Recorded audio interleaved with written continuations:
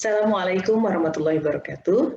Mahasiswa, hari ini saya akan menyampaikan materi mengenai kajian semiotik puisi.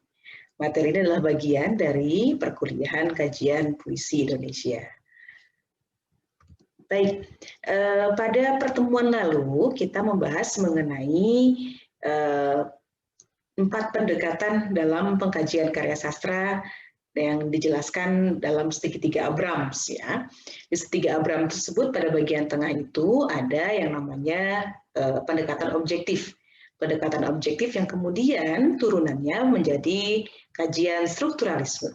Ya, kajian yang mendekati karya sastra atau mengkaji puisi secara struktur yang otonom. Jadi memisahkan puisi dari segi kepengarangan, kesejarahan, kemudian dari segi kealaman begitu ya, dari segi sosial politik terjadi begitu ya. Kajian strukturalisme mengkaji puisi secara otonom, secara dari segi struktur itu sendiri. Kemudian ada sebuah kajian, pendekatan kajian yang tidak bisa dibedakan, tidak bisa dipisahkan begitu ya dari kajian strukturalisme yang akan kita bahas pada hari ini, yaitu kajian semiotik. Mengapa? Karena kajian semiotik itu selalu berdekatan, selalu beriringan, gitu ya, selalu berada di dalam sebuah kajian strukturalisme, ya, berada di dalam pendekatan objektif karya sastra. Baik, secara umum kajian semiotik yang akan kita bahas di sini adalah mengkaji puisi berdasarkan makna di balik tanda. Apa itu tanda? Apa itu makna? Kita akan bahas ya pada slide berikutnya. Baik, pertanyaan mendasar, apa itu semiotik? Ya. Teman-teman mungkin sering mendengar ya istilah semiotik atau semiotika ya atau semiotics gitu ya dalam bahasa Inggris atau semiologi ya. Itu adalah istilah yang sama ya. Semiotik atau semiotika adalah ilmu tentang tanda-tanda. Tanda-tanda apa? Tentu saja ilmu semiotik hari ini berkembang menjadi banyak atau bercabang di berbagai macam jenis cabang ilmu. Ada semiotika visual, semiotika komunikasi, semiotika grafis dan sebagainya ya. Dan tentu saja kita di sini akan membahas semiotika dalam arti yang lebih spesifik, yaitu semiotika dalam bidang puisi ya, kebahasaan khususnya pada bidang puisi. Baik, kita akan bahas tentang semiotika secara umum terlebih dahulu, yaitu ilmu tentang tanda-tanda. Oke, kita lihat apa ini gambar langit mendung begitu ya, sebagai tanda turun hujan. Kita sering melihat, oh langit sudah mendung, berarti akan turun hujan. Langit mendung menjadi tanda alam, gitu ya, gejala alam yang terjadi sebelum turunnya hujan. Ya. Kemudian ada emoticon. Nah, ini teman-teman memiliki sosial media. Di sosial media banyak sekali emoticon. Ada emoticon tersenyum, ada emoticon cinta, murung. Ini apa? Jahil, mungkin marah, sedih, tertawa, ya, mencium, kemudian dan sebagainya, menangis, begitu ya. Emoticon-emoticon ini adalah tanda, ya, adalah ikon atau adalah simbol-simbol tertentu yang mungkin menjadi apa ya, menjadi simbol emosi, simbol perasaan Anda ketika akan menyampaikan ungkapan sesuatu yang mungkin tidak bisa disampaikan dengan kata-kata. Ya, hari ini tanda-tanda simbol-simbol ini begitu banyak ya dalam bentuk stiker di dalam sosial media kita. Kemudian ini ya, ini sangat mudah kita kenali sebagai tanda-tanda lalu lintas. Ada tanda putar di silang begitu ya, ada tanda seperti ini maknanya apa, 40 diberi lingkaran merah tandanya apa, begitu ya. Ini tandanya apa, begitu kita apa? Ya, tidak boleh berisik ya, tempat tandanya parkir, boleh parkir, ini tanda boleh berputar, ini tanda jalannya berbelok-belok. Ini ada tanda apa? Ada yang mengerjakan pekerjaan bangunan, tanda penyeberangan jalan, tanda untuk sepeda, ya, tanda jalan menyempit, tanda untuk pejalan kaki atau anak-anak yang akan menyeberang dan tetap berhenti. Tanda-tanda ini kita kenali tentu dalam kehidupan kita dan kita senantiasa dalam kehidupan sehari-hari berhubungan dengan tanda-tanda, simbol atau ikon. Apa perbedaan ketiga istilah itu? Kita akan bahas kemudian. Oke, kita juga melihat ini ya, ada tanda-tanda di dalam baju kita itu ada tanda laundry ya, atau tanda benatu. Ada tanda mesin cuci, artinya baru cuci dengan mesin cuci dan sebagainya. Ya, istilah semiotik itu berasal dari bahasa Yunani, artinya dari kata semiot, semain, artinya tanda. Ya, ini adalah berbagai macam perkembangan pemahaman atau konsep mengenai ilmu semiotika. Yang pertama, Zeus, ya, menyampaikan ilmu tentang tanda itu adalah sistem aturan-aturan dan konvensi yang menimbulkan arti. Ya, seperti tadi ada tanda huruf P dalam lingkaran merah berarti ada maknanya, ada artinya.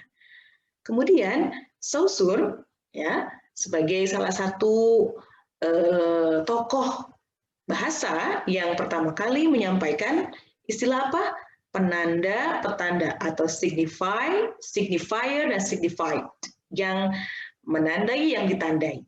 Ya, kemudian ada menurut Peirce ada istilah ikon, indeks dan simbol. Kemudian Barthes mengatakan pada puisi, gitu, karya sastra, ada lapis-lapis makna, bahasa dan mitos. Kemudian Rivater menyebutkan ada penandaan heuristik dan hermeneutik. Jadi ini adalah istilah-istilah yang berkaitan dengan semiotika. Nah, dua istilah di bawah ini, mohon maaf dua ya, ada dua tokoh di bawah ini adalah tokoh yang berkaitan dengan sastra, terutama berkaitan dengan puisi yang akan kita bahas nanti. Ya. Kita akan bahas yang pertama ya, yang sangat terkenal. Teman-teman mungkin mendapatkan materi ini pada pada tahun-tahun pertama perkuliahan mengenai bahasa, ya asal usul bahasa. Baik, Ferdinand de Saussure sebagai bapak linguistik mengatakan bahwa ada signifier, bahwa sebuah semesta ini, alam semesta ini ada yang menjadi signifier, ada yang menjadi signified, ada yang menjadi penanda, ada yang menjadi petanda. Ada yang menjadi penanda, yaitu ibu, kata ibu, sebagai petanda orang yang melahirkan kita. Kemudian ada penanda gambar yang seperti ini, sehingga kita menyebutnya sebagai petanda bunga. Bunga apa ini? Bunga Kamboja, bunga kematian, atau bunga apa, begitu ya? Mungkin di negara lain maknanya berbeda. Oke, jadi ini adalah istilah dasar dalam bidang semiotik, ada yang penanda, ada yang petanda. Ya, ibu sebagai penanda, signified, orang yang melahirkan kita. Petandanya adalah orang yang melahirkan kita. Maknanya ibu itu adalah orang yang melahirkan kita.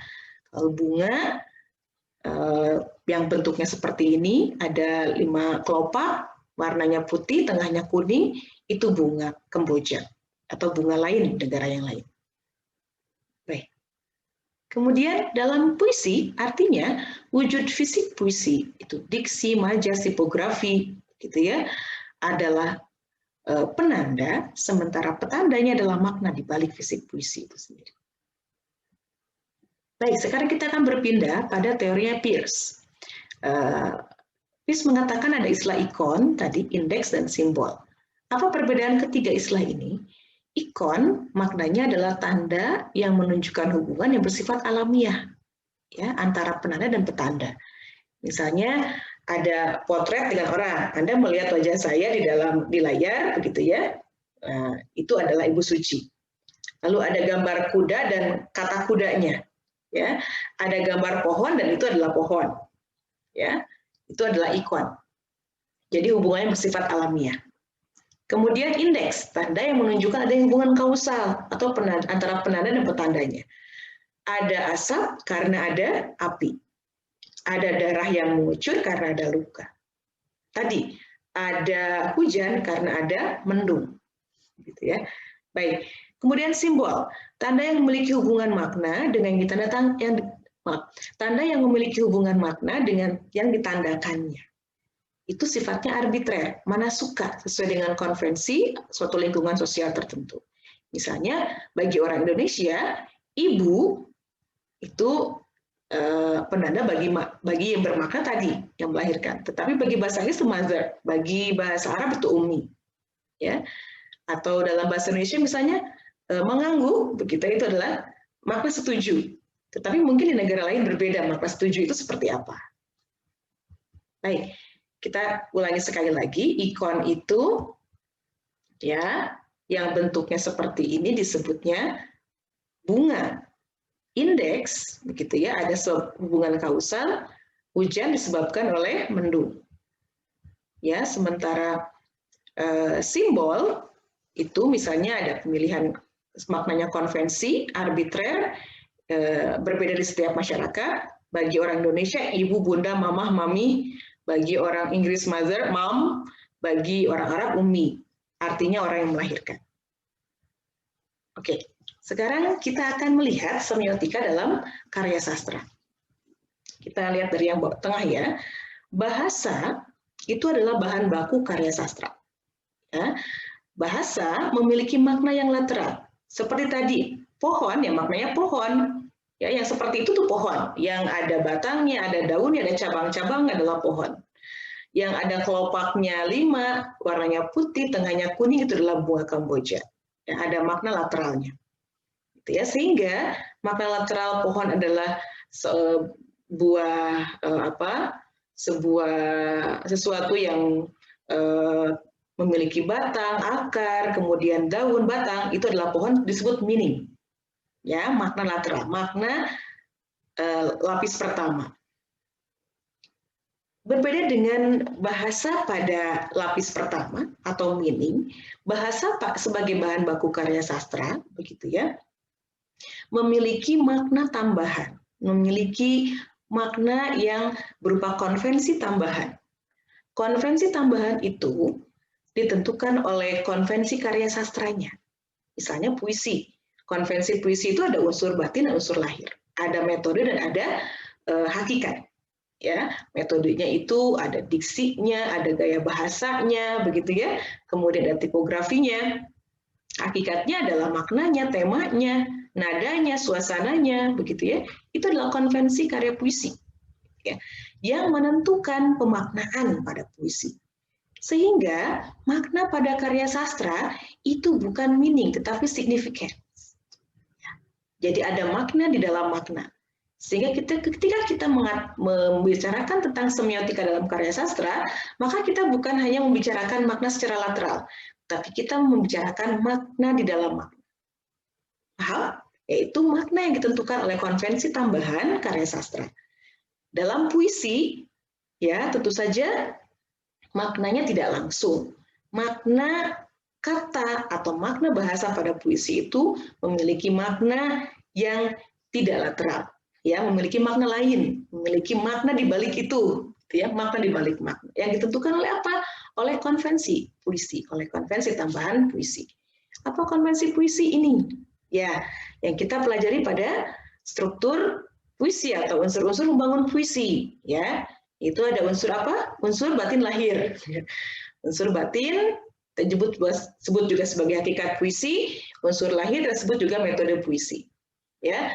Bagaimana cara penyair mengerahkan metode puisinya, yaitu dengan diksi, kata konkret, pencitraan, majas, rima, matra, irama, tipografi, yang kemudian dari cara penyampaian itu, di dalam batin penyair itu sebetulnya ada hakikat puisi yang dimiliki, yaitu ada tema, feeling, ada suasana, ada amanat, ya, yang itu merupakan bagaimana cara puisi menyampaikan maknanya, konvensi makna pada puisinya. Baik, saya mengambil contoh sebagaimana yang ditulis dikaji oleh Bapak Rahmat Djoko Pradopo pada sebuah artikelnya dalam puisi Dewa Telah Mati. Mari kita baca puisi ini ya. Tak ada dewa di rawa-rawa ini, hanya gagak yang mengakak malam hari dan siang terbang mengitari bangkai. Tak ada dewa di rawa-rawa ini, hanya gagak yang mengakak malam hari dan siang terbang mengitari bangkai pertapa yang terbunuh dekat kuil. Dewa telah mati di tepi-tepi ini. Hanya ular yang mendesir dekat sumber, lalu minum dari mulut pelacur yang tersenyum dalam bayang sendiri. Bumi ini perempuan jalak, yang menarik laki-laki jantan dan pertapa ke rawa-rawa mesum ini dan membunuhnya pagi hari. Dalam pembahasan semiotika puisi, kita kembali lagi pada konvensi makna puisi, kita tidak akan terlepas dari memaknai semiotika berdasarkan unsur-unsur puisi, unsur metode dan hakikat puisi. Ya, dengan demikian kita menyadari bahwa kata dewa telah mati itu bukan berarti makna dewa yang sebenarnya. Atau kata telah mati di sini begitu ya, juga bukan makna telah mati yang sebenarnya, di mana suatu nyawa dicabut dari raganya. Tak ada dewa di rawa-rawa ini. Kata rawa bisa menjadi berbeda dalam puisi, tidak memiliki makna rawa pada makna lateral patak sebenarnya, yaitu sebuah kubangan air yang berlumpur begitu ya di sebuah wilayah dekat hutan begitu ya. Di sana biasanya minimalnya ada ikan gabus gitu ya, yang timbul di rawa, ada buaya, mungkin ada ular begitu yang hidup di rawa-rawa itu. Kemudian hanya gagak yang mengakak pada malam hari. Kata gagak, mengakak pada malam hari, gagak di sini mungkin bisa jadi bukan makna lateral sebenarnya, itu burung gagak, burung yang berwarna hitam begitu ya, yang memang kalau berbunyi itu mengakak. Gitu ya. Kata mengakak juga bisa jadi bermakna lain. Kata malam hari bisa jadi bermakna lain. Ya, ada makna di balik makna. Baik, saya lanjutkan terlebih dahulu. Kita akan membahas puisi ini nanti di akhir. Selanjutnya, bagaimana cara memaknai puisi? Ya, secara semiotika ini, gitu ya. Karena konvensi puisi tadi, gitu ya, begitu banyak unsur-unsur struktur-struktur yang membangunnya. Oleh karena itu, ketika melakukan pemaknaan pada puisi, maka kita mencari makna tak langsung puisi. Ada 3 lapis, gitu ya. Ada 3 lapis makna tak langsung puisi, yaitu makna penggantian arti, penyimpangan arti, dan penciptaan arti. Baik, penggantian arti, ini contohnya misalnya terjadi metafora pada puisi, ya. Pada puisi ini, misalnya mungkin tak ada dewa di rawa-rawa ini, bisa menjadi metafora atas sesuatu. Hanya gagak yang mengakak malam hari. Ya, seperti itu.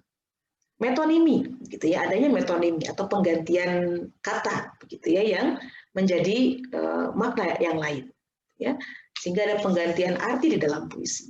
Kemudian ada penyimpangan arti. Ini yang menarik, gitu ya, dalam puisi ada yang namanya penyimpangan arti atau distortion of meaning, ya. Disebabkan oleh apa penyimpangan arti pada puisi? Itu ada ambiguitas. Ada ambiguitas. Misalnya begini, Anda masih mengingat puisinya Hairil Anwar gitu ya, yang Tuhanku di pintumu aku mengetuk, aku hilang bentuk, remuk gitu ya. Tuhanku aku mengembara di negeri asing, Tuhanku di pintumu aku mengetuk, aku tak bisa berpaling. Makna ambiguitas atau makna ganda begitu ya pada puisi ini, hilang bentuk gitu ya. Ini bukan berarti kehilangan bentuk seperti ada bentuk mungkin segitiga, segi empat kemudian hilang bentuk begitu, bukan begitu, tapi ada makna ganda. Mungkin maknanya bisa penderitaan, kehancuran. Karena ada kata selanjutnya remuk. Ya, hilang bentuk, remuk. Mungkin karena seperti Anda kerupuk kalau diremuk jadi hancur begitu, mungkin makna kehancuran. Kehancuran apa? Kehancuran hati, kehancuran jiwa, kehancuran hidup, nggak punya tujuan hidup, gitu ya. Ada makna ambiguitas yang kita tampilkan dalam puisi ini. Kemudian ada makna kontradiksi. Ya, kontradiksi ini mungkin karena paradoks, mungkin juga karena ironi. Kontradiksi ini misalnya pada puisi-puisi seperti puisi Subagio Sastrowardoyo, yang lain misalnya yang judulnya Afrika Selatan, Anda bisa membaca di sana bahwa beliau mengkontradiksikan bagaimana bagaimana orang-orang kulit putih begitu ya, itu seharusnya menjadi penyelamat karena mereka menyebarkan agama Kristus, tetapi ketika datang ke Afrika Selatan mereka justru menjadi orang-orang yang menganiaya, begitu ya. Orang putih bersorak Hosana dan ramai berarah ke surga. Mereka membuat rel dari sepur, hotel dan kapal terbang. Mereka membuat sekolah dan kantor pos, gereja dan restoran. Tapi tidak buatku, tidak buatku. Diamku di batu-batu pinggir kota, di gubuk-gubuk penuh nyamuk, di rawa-rawa berasap. Ini untuk menceritakan tentang bagaimana kehidupan warga kulit negro begitu dibandingkan dengan kulit putih.